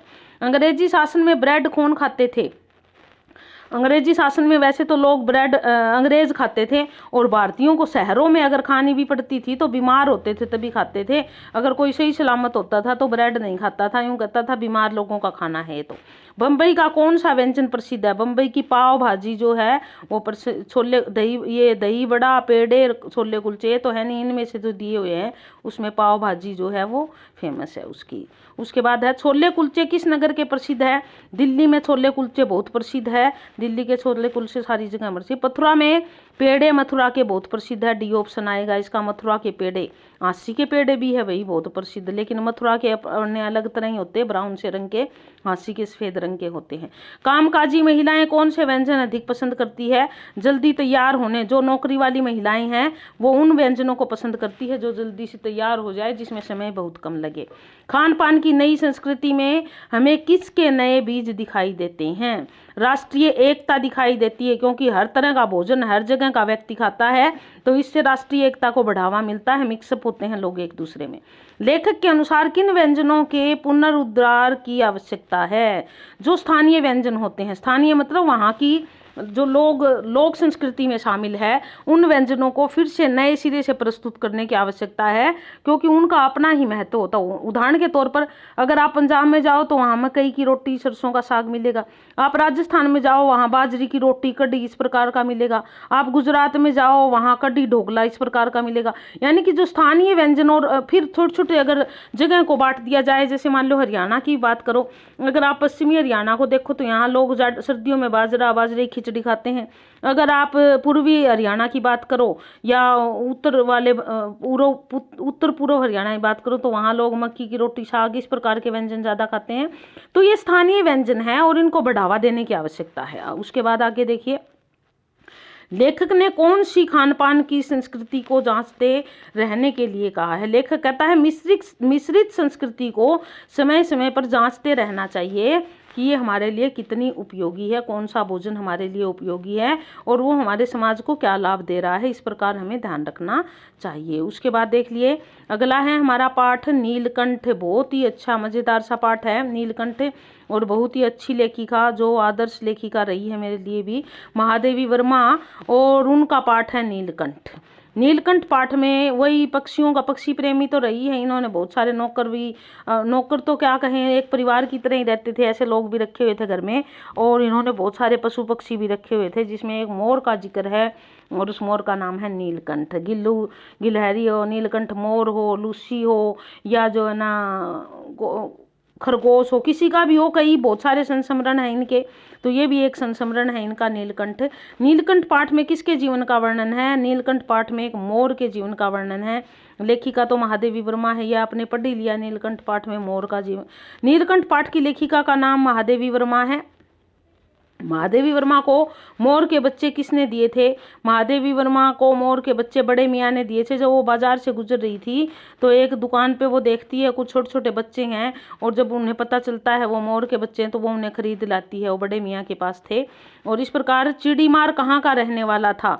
चिड़ीमार अक्सर पक्षियों को इस प्रकार पकड़ के उनके पास बेच देते थे, वो शंकरगढ़ का रहने वाला था, यानी कि ए ऑप्शन रहेगा। मोर के बच्चे आरंभ में किस पक्षी जैसे दिखते थे? जब वो छोटे छोटे मोर के बच्चों को लाई तो महादेवी वर्मा को संशय था कि ये मोर के बच्चे है भी कि नहीं, वो उसे तितर जैसे दिखाई दे रहे थे, क्योंकि छोटा मोर का बच्चा तितर जैसा ही दिखता है। महादेवी जी ने मोर के बच्चों को कितनी कीमत चुकाई थी? उन्होंने 35 रुपए दिए थे मोर के बच्चों के, और उस चिड़ीमार से उसको खरीद लिए थे। उसके बाद अगला प्रश्न है, महादेवी जी ने मोर के बच्चों का आरंभ में कहाँ रखा? उनको आरंभ में पढ़ने लिखने वाले कमरे में रखा, क्योंकि वो छोटे थे और नए नए आए थे, तो उनको ये था कि कभी दूसरे पक्षी जो है इनको तंग ना करे, तो इसलिए उसने कभी कोई सांप सपोला ना खा जाए, इसलिए उन्होंने अपने पढ़ने के कमरे में ही उनको रख दिया था। किसके डर के कारण महादेवी जी ने उस कमरे का दरवाजा बंद रखा था? मोर के बच्चे थे, जिसमें बिल्ली का सबसे बड़ा डर था उनको, क्योंकि छोटे छोटे थे मोर के बच्चे, कहीं बिल्ली उनको ना खा जाए, तो उनके डर से वो दरवाजा हमेशा बंद रखती थी, और बिल्ली का नाम था चित्रा बिल्ली, यानी कि बी ऑप्शन, चित्रा बिल्ली के डर से, क्योंकि बिल्ली का स्वभाव होता छोटे पक्षियों को या उनको खाना, तो उसके डर से दरवाजा बंद रखती थी। महादेवी जी ने पहली मोरनी का नाम क्या रखा? उनके बाड़े में पहले से एक मोरनी थी और उस मोरनी का नाम था राधा, डी ऑप्शन रहेगा इसको। दूसरी मोरनी का नाम लेखिका ने कुब्जा क्यों रखा? क्योंकि देखिए वो पहली मोरनी राधा, वो तो 2 बच्चे थे उनमें से ही थी राधा, तो उसके बाद एक और मोरनी आई थी और उस मोरनी का नाम उन्होंने कुब्जा रखा। अब कुब्जा क्यों रखा आगे हम इस बारे में भी बात करेंगे। तो वो उस मोरनी का नाम उसकी जख्मी टांग के कारण कुब्जा रखा था, क्योंकि श्री कृष्ण की कहानी में भी एक कुबड़ी होती है जिसका नाम कुब्जा होता है, तो उसकी जख्मी टांग थी, इस कारण उसका नाम उन्होंने कुब्जा रख दिया था। राधा को नीलकंठ की सहचारिणी क्यों कहा गया था? क्योंकि वह नीलकंठ के साथ ही रहती थी, और जब महादेवी वर्मा उन छोटे छोटों को लेकर आई तब भी वो नीलकंठ के साथ ही थी, तो इसलिए उसको नीलकंठ के साथ रहने के कारण उसको नीलकंठ की सहचरिणी कहा था। नीलकंठ के साथ रहती थी हमेशा। उसके बाद है नीलकंठ किस ऋतु में नृत्य करता था? नीलकंठ वर्षा ऋतु में नृत्य करता था। महादेवी जी को देखकर नीलकंठ अपनी प्रसन्नता किस प्रकार प्रकट करता था? वह अपने पूरे पंख फैला देता था महादेवी को देख के, और इस प्रकार उनके आगमन पर वह अपनी प्रसन्नता प्रकट करता था। महादेवी जी ने मोर का नाम नीलकंठ ही क्यों रखा? उसकी गर्दन की नीलाभत के कारण, नीले रंग की गर्दन थी उसकी, और उसी को देखकर उन्होंने उसका नाम नीलकंठ रख दिया था। नीलकंठ ने किसकी जान बचाई थी? अब नीलकंठ जो था वो, उनके बारे में बहुत सारे पक्षी और पशु, मैंने आपको जानवर थे बताया है, तो खरगोश एक बार अपनी मांद खोद खोद के बाड़े के दूसरी तरफ निकल गए थे, और दूसरी तरफ जो है ना उनका शिकार होने का भय था, तो जब नीलकंठ को ये बात पता चली तो वो जाके उस दूसरी तरफ उस पे बैठ गया, बिल पे की, ताकि वो निकल ही ना पाए खरगोश। तो इस प्रकार खरगोश के बच्चे की जान बचाई थी उन्होंने, डी ऑप्शन रहेगा इसका। नीलकंठ की गति कैसी थी? गर्वीली थी, वो बड़ा गौरव से चलता था, तो उसकी चाल जो थी वो गर्वीली थी। उसके बाद अगला प्रश्न देखिए, महादेवी जी के चिड़ियाघर का सेनापति कौन था? सेनापति नीलकंठ ही था चिड़ियाघर का, सबका जो है ना नेतृत्व करता था वो। मोर किसका वाहन माना जाता है? मोर कार्तिकेय जी का वाहन माना जाता है, शिव जी के पुत्र कार्तिकेय जी, और उनका वाहन मोर माना जाता है, मयूरारूढ़ बोलते हैं उनको। विदेशी महिलाओं ने नीलकंठ को कौन सी उपाधि दी थी? जो वहाँ उनका बाड़ा देखने के लिए विदेशी महिलाएं आई थी, उन्होंने परफेक्ट जेंटलमैन की उपाधि दे दी थी नीलकंठ के हाव भाव और उसकी क्रियाओं को देख के। नीलकंठ किस मौसम में जाली घर से में बेचैन हो उठता था? वसंत ऋतु में वह जाली घर में बेचैन हो उठता था। बाहर आके उसका अच्छे से जो नाचने का और कुकाने का मन करता था, तो वह वसंत ऋतु में बेचैन हो जाता था जाली घर में। उसके बाद अगला देखिए, भोर और बरखा अगला पाठ है। मीरा के पद है, अगला पाठ भी एक काव्य है, मीराबाई की है, भोर और बरखा। अब क्या है, दो पद है यहाँ पे। मीराबाई ने किस पद में वर्षा का वर्णन किया है? वर्षा का वर्णन किया है। पहला बरखा नाम से पहला पद है उनका, उसमें उन्होंने वर्षा का वर्णन किया है, तो इसका ऑप्शन रहेगा हमारा सी, बरखा, सी ऑप्शन। उसके बाद अगला देख लीजिए, दूसरा, बरखा शीर्षक शब्द में किस मास की वर्षा का वर्णन है? अब वर्षा का तो ज्यादातर सावन भादुओं का ही करते हैं, तो सावन मास की वर्षा का ही जिक्र है यहाँ भी, सावन महीने की वर्षा का, सावन बी ऑप्शन रहेगा।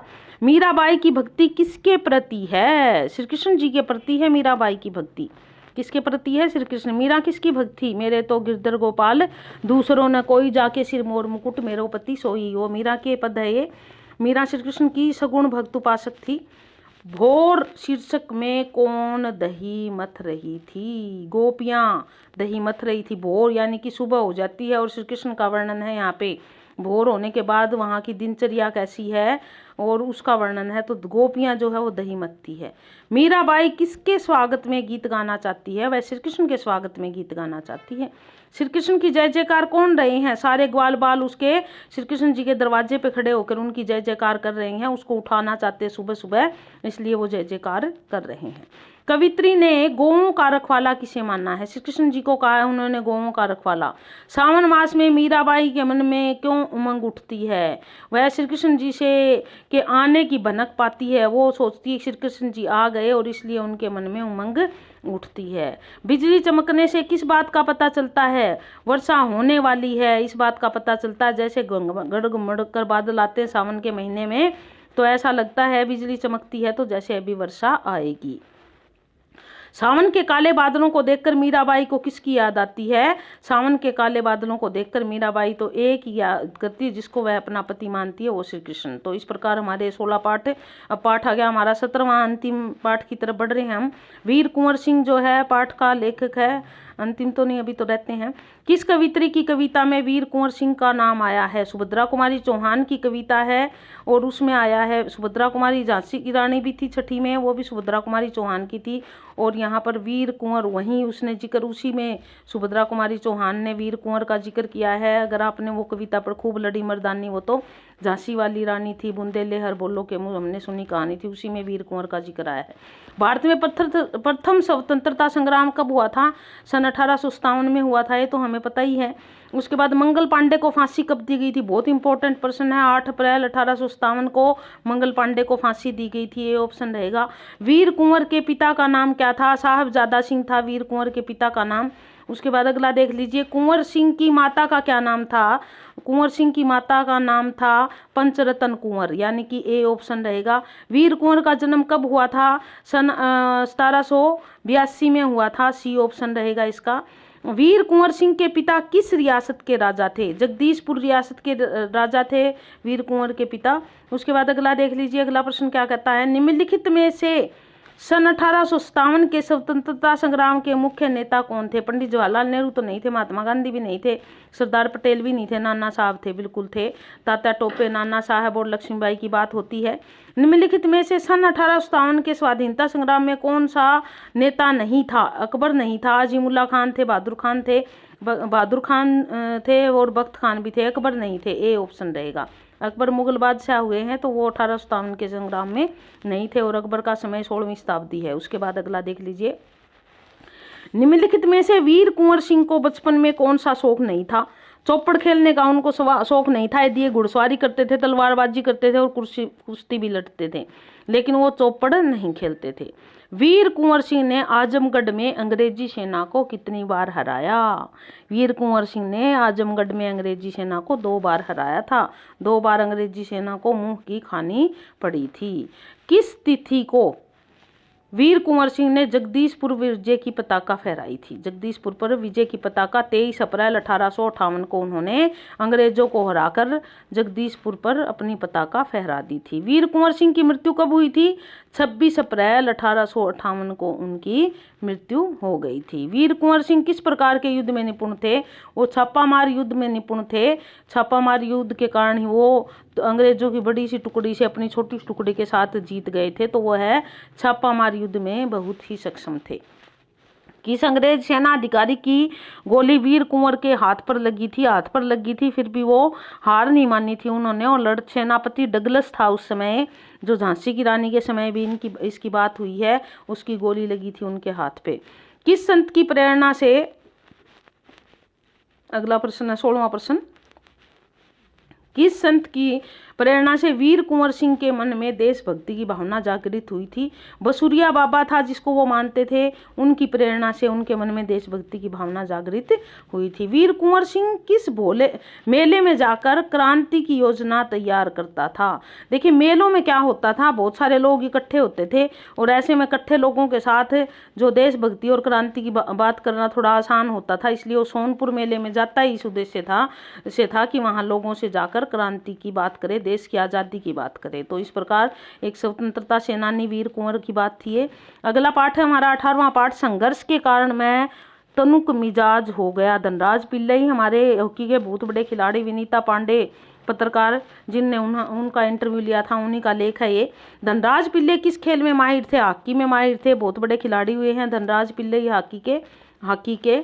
उसके बाद अगला प्रश्न है हमारा, धनराज पिल्लई किस राज्य के रहने वाले थे? बहुत इंपॉर्टेंट प्रश्न है। महाराष्ट्र के रहने वाले थे वो। धनराज महाराष्ट्र के रहने वाले थे। धनराज पिल्लई को हॉकी खेलने की प्रेरणा किससे मिलती थी? उनके बड़े भाई भी हॉकी खेलते थे और उन्हीं से प्रेरित होकर वो कहते हैं, जब मैं 16 साल का था तब मुझे अपने भाई की पुरानी छड़ी मिली थी, पुरानी स्टिक मिली थी और तब वो बड़ा खुश हुआ था। उससे पहले वो लकड़ी से बनी छड़ी से ही हॉकी खेलता था, वैसे ही सामान्य छड़ी से। आगे कहता है, धनराज पिल्लई को पुरानी हॉकी स्टिक किसने दी थी? उनके बड़े भाई ने दी थी जो हॉकी खेलते थे। बी ऑप्शन रहेगा। धनराज का बचपन कैसा बीता था? वो अभाव में और कठिनाइयों से भरा हुआ था उनका बचपन, तो सी ऑप्शन रहेगा इसका। धनराज पिल्लई ने जूनियर राष्ट्रीय हॉकी का मैच कब खेला था? उन्होंने 1985 में जूनियर हॉकी का मैच खेला था। 1985 ऑप्शन रहेगा, जब वो अंडर 16 में खेले गए थे। उसके बाद धनराज पिल्लई को सीनियर हॉकी टीम में कब लिया गया? उनको सीनियर हॉकी टीम में अगले साल लिया गया, यानी कि 1986 को वो सीनियर हॉकी टीम में आ गए थे। 1985 को जूनियर में खेले और 1986 को वो सीनियर में आ गए थे। अगला प्रश्न है हमारा 8वां प्रश्न, क्या कहता है, धनराज पिल्लई तुनक मिजाज क्यों हो गए थे? तुनक मिजाज मतलब जल्दी चिढ़ने वाला। अपने संघर्ष के कारण हो गए थे, फिर उनको बातों पे जल्दी ही गुस्सा आने लग गया था, इस कारण वो तुनक मिजाज बन गए थे। धनराज पिल्लई अपनी प्रेरणा का स्रोत किसे मानते हैं? वो अपनी माँ से बहुत प्रेरित थे, शर्मिले से स्वभाव के थे और अपनी माँ से बहुत प्रेरित थे, अपनी माँ को प्रेरणा मानते हैं, तो ए ऑप्शन रहेगा इसका। धनराज पिल्लई तुनक मिजाजी होने के साथ साथ किस स्वभाव के इंसान थे? वो एक भावुक व्यक्तित्व के धनी थे। वो जल्दी भावुक हो जाते थे, खासकर अपनी माँ के संदर्भ में जब कोई बात आती थी तो बहुत जल्दी भावुक हो जाते थे। धनराज पिल्लई अपने परिवार के सदस्यों में सबसे अधिक किसके समीप थे? वो सबसे अधिक अपनी माता के समीप थे। अपनी माता से सारी बातें अपनी बांटते थे और माता के बहुत ज्यादा नजदीक थे। धनराज पिल्लई को कृत्रिम घास पर खेलने का अवसर कब मिला? पहले तो वो देखिए प्राकृतिक वातावरण में खेलते थे और जो विदेशों में जाते थे हमारे यहाँ के लोग तो कृत्रिम घास पर खेलते थे, तो उनको भी कृत्रिम घास पर खेलने का मौका 1988 में मिला था जब वो खेलने के लिए गए थे। डी ऑप्शन आएगा यहाँ पे। यह कोई जरूरी नहीं कि शोहरत पैसा साथ लेकर आए, ये शब्द किसने कहे थे? ये स्वयं धनराज ने कहे थे। वो कहते हैं कि मैं फेमस तो काफ़ी हो गया था लेकिन मेरे पास इतना पैसा नहीं था, मैं उस समय भी रेलों में घूमता था। फिर किसी व्यक्ति ने मुझे एक बार कहा कि अब तो आप बहुत विशेष व्यक्तित्व बन गए हैं तो आपको गाड़ी ले लेनी चाहिए, और फिर उन्होंने कहा कि मैंने एक एम्बेसडर कार ली थी, इस प्रकार का जिक्र भी किया है उन्होंने। धनराज पिल्लई ने सन 2000 में कौन सी कार खरीदी थी? फोर्ड आइकन, एम्बेसडर नहीं सॉरी, फोर्ड की कार थी, फोर्ड आइकन कार खरीदी थी उन्होंने। डी ऑप्शन रहा, पहली कार थी ये जो 2000 में उन्होंने खरीदी थी। और धनराज पिल्लई को हर जगह किस कारण प्रतिष्ठा मिली? उन्हें हॉकी के खेल के कारण प्रतिष्ठा मिली, उनको बहुत मान सम्मान मिला। और वो कहते हैं जब मुझे प्रधानमंत्री ने अपने पास बिठाया तो यह मेरे लिए बहुत ही गौरवान्वित होने वाला विषय था और मैं इतना रोमांचित और गौरवान्वित था, इसी इंटरव्यू में उन्होंने कहा है। अगला पाठ देख लीजिए, आश्रम का अनुमानित व्यय। मोहनदास करमचंद गांधी, यानी कि कौन है ये? हमारे बापू राष्ट्रपिता महात्मा गांधी, उन्हीं का लेख है ये। और आश्रम के खर्च का किस प्रकार वो हिसाब किताब रखते थे, उसी का ब्यौरा है इसमें।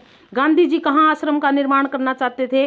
वो अहमदाबाद में आश्रम का निर्माण करना चाहते थे। यहाँ पर आ जाएगा डी ऑप्शन। आरंभ में आश्रम में रहने वाले लोगों की संख्या कितनी बताई गई है? 40 लोग थे जो आरंभ में आश्रम में रहते थे और बाद में धीरे धीरे वो लोग बढ़ते चले गए। तीसरा पाठ जो है, तीसरा प्रश्न, आश्रम में कितने रसोई घर बनाने का अनुमान लगाया गया था? 3 रसोई घर बनाने का अनुमान लगाया था। पुस्तकालय में रखी जाने वाली पुस्तकों की संख्या कितनी बताई गई है? 3000 के लगभग कहते हैं कि पुस्तकें थी जो पुस्तकालय में रखी गई थी। मकान बनाने के लिए कितनी जमीन की आवश्यकता बताई गई है? 5000 फुट वर्ग की आवश्यकता थी बनाने के लिए, जिसमें सारे लोग आसानी आराम से रह सके। खेती करने के लिए कितनी जमीन की मांग की गई है? यहाँ पर 5 एकड़ की बात थी कि उसमें खेती और आश्रम का खर्चा, उससे जो खान पान है वो चलता रहे। गांधी जी के अनुसार रसोई के सामान पर कुल कितने रुपए खर्च होने का अनुमान था? 150 रुपए कहता है कि खर्च हो जाएंगे, जिससे रसोई का सामान चल जाएगा। सी ऑप्शन रहेगा। गांधी जी के अनुसार 50 लोगों पर औसतन 1 वर्ष का कुल कितना खर्चा हो जाता है? अब वो कहता है कि 6000 के लगभग एक व्यक्ति 1 वर्ष का कुल खर्चा औसतन 50 लोगों पर औसत निकाली उन्होंने लगभग 6000 एक साल की। उसके बाद अगला है, मेहमानों को लाने ले जाने के लिए किस वाहन की मांग की गई थी? बैलगाड़ी की मांग की गई थी कि भाई यहाँ मेहमान आए, उनको लाए और छोड़ाए। शिक्षण के लिए कितने देसी हथकरघों की मांग की गई थी? देसी हथकरघे जो हाथ से कपड़ा बनाते थे उनकी 5-6 हथकरघों की मांग की गई थी, जिससे लोगों का प्रशिक्षण हो सके। गांधी जी ने आश्रम की स्थापना कब करनी चाहिए थी? सन 1915 में उन्होंने चाहा था कि एक आश्रम की स्थापना हो जाए जिसमें इस प्रकार की कार्य प्रणाली हो जिसका जिक्र किया गया है। गांधी जी ने जिस आश्रम की स्थापना की थी बाद में वह किस आश्रम के नाम से प्रसिद्ध हुआ? साबरमती नाम के आश्रम से प्रसिद्ध हुआ। ए ऑप्शन आएगा इसका, साबरमती आश्रम कहते हैं इसको। उसके बाद देखिए अगला क्या है, प्रश्न पाठ हमारा 20 और बालकृष्ण शर्मा नवीन का विपल्लव गायन है। कवि को यह सीतान सुनाओ जिससे उथल पुथल मच जाए, एक हिलोर उधर से आए, एक हिलोर उधर से आए, हाहाकार रण में मच जाए। कुछ इस प्रकार की पंक्तियां हैं, बीच बीच में मैंने टूटी फूटी सुनाई है आपको। विपल्लव गायन किसका प्रतीक है? बदलाव का प्रतीक है, क्रांति का प्रतीक है विपल्लव गायन। किसका यहाँ पर ऑप्शन आया है? तो बदलाव का। कवि कैसी तान सुनना चाहता है? हलचल मचा देने वाली तान सुनना चाहता है, जिससे हलचल मच जाए, हलचल मचाने वाली। ए ऑप्शन रहेगा इसका। उसके बाद कवि की वीणा में क्या आकर बैठ गया है? कहता कि वीणा में आकर बैठ गई है चिंगारियां, जिससे जो है ना क्रांति आएगी। अगर वीणा बजेगी, चिंगारी उठेगी तो अपनी लपेट में और दूसरों को भी जो है वो जगाएगी। कवि के अनुसार किसका कंठ रुका हुआ है? महानाश का कंठ रुका हुआ है। ऐसा मानता है कवि कि जल्दी ही महानाश आने वाला है, जिसका कंठ रोक दिया गया है। उसके बाद अगला कहता है, मारक गीत का अर्थ है, मारक मतलब मारने वाला यानी कि विनाश करने वाला। तो सी ऑप्शन रहेगा। कवि ने झाड़ किसे कहा है? पुराने विचारों को या जो बीच में मुसीबत आ रही है उनको झाड़ झंझाड़ कहा है। तो यहाँ सबसे बड़ी मुसीबत है रूढ़िवादी विचार, तो उनको कहा है। कवि के गीत की तान कैसी है? क्रोधित कर देने वाली। डी है उसके गीत की तान। कण कण में है व्याप्त वही स्वर, यहाँ वही का क्या अर्थ है? वही से अभिप्राय है जिससे पहले भी लोगों ने अपने अधिकारों के लिए आवाज उठाई थी, उस स्वर की बात है, और वो स्वर है क्रांति का स्वर। तो ए ऑप्शन रहेगा इसका। कवि किसके राज देख आया है? वह कहता है मैं सारे जीवन के राज देख आया, जब तक आप आवाज नहीं उठाओगे उसका कोई तुम्हारी बात सुनने वाला नहीं है। कवि किसके पोषक सूत्र पर रखाया है? महानाश के पोषक सूत्र पर रखाया है। महानाश होगा तब जब क्रांति आएगी। बड़ा आदमी किसको कहते हैं? पाठ नंबर 21 और पंडित माधव प्रसाद मिश्र इसके लेखक है। और देख लेते हैं इस पाठ में क्या है। बड़ा आदमी किसको कहा गया है? कविता के कवि का नाम क्या है? कविता है बड़ा आदमी किसको कहते हैं? पंडित माधव प्रसाद मिश्र जो है वो क्या है इसके सी ऑप्शन।